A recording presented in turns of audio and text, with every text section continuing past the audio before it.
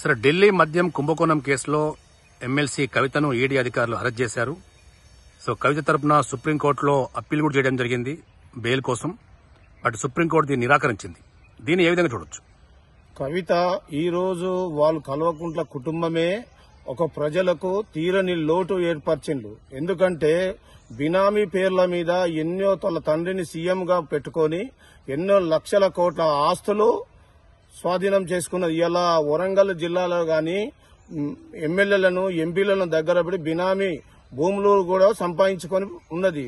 వాళ్ళు కూడా పార్టీలు మారద్దాని కూడా మొన్నటిదాకా వరంగల్లో జరిగిన విషయాలు ప్రజలందరికీ కూడా తెలుసు. ఈ రోజు కల్వకుంట్ల కవిత గారికి ఈ రోజు మోడీ గారు ఈ రోజు కళ్లు తెరిచి అరెస్ట్ చేయించగలిగిండు. కానీ ఇది ఎప్పుడో చేయించవలసిన విషయం ఉండే. మరి మోడీ గారు మీరు అరెస్ట్ చేసింది మంచి పనే చేసింది, కానీ ఇలా కవిత గారి ఆస్తులు గాని కల్వకుంట్ల గారి ఆస్తులు గాని మొత్తం బయట తీయాలి. ఆమెకు బెయిల్ ఇచ్చినట్టయితే ప్రజలకు అన్యాయం జరిగినట్టే. ఇలా కేజ్రీవాల్ గారి కనుక మీరు బెయిల్ ఇచ్చానంటే ఇలా కవితకు కూడా మీరు బెయిల్ ఇవ్వమని అడుగుతారు. కానీ ఇద్దరిని కానీ ప్రజలకు అన్యాయం చేసే వాళ్లను ఎవరికి కూడా బెయిల్ అన్నది ఇవ్వకూడదు, ప్రజల్లో కలవకూడదు. వారు ప్రజల్లో కలిసే మనుషులు కాదు.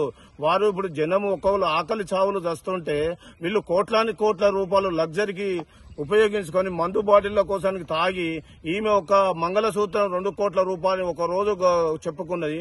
ఆమె ఒక వాచ్ 25 లక్షల రూపాయల వాచ్ పెట్టి ఒక సామాన్య మానవుడు 10 రూపాయల వాచ్ పెట్టుకునే పరిస్థితిలో లేడు.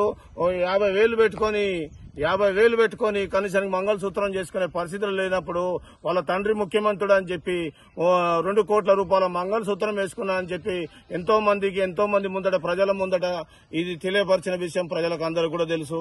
కానీ కవిత గారిని కరెక్ట్ నిర్ణయమే తీసుకున్నారు. కవితను ఉన్న ఆస్తులన్నీ మొత్తం క్లోజ్ చేయాలి. ఆ కేజీ వాళ్ళను కూడా బయటకు రానియకుండా ఆయనకున్న బినామీ ఆస్తులను కూడా తీసేయాలి.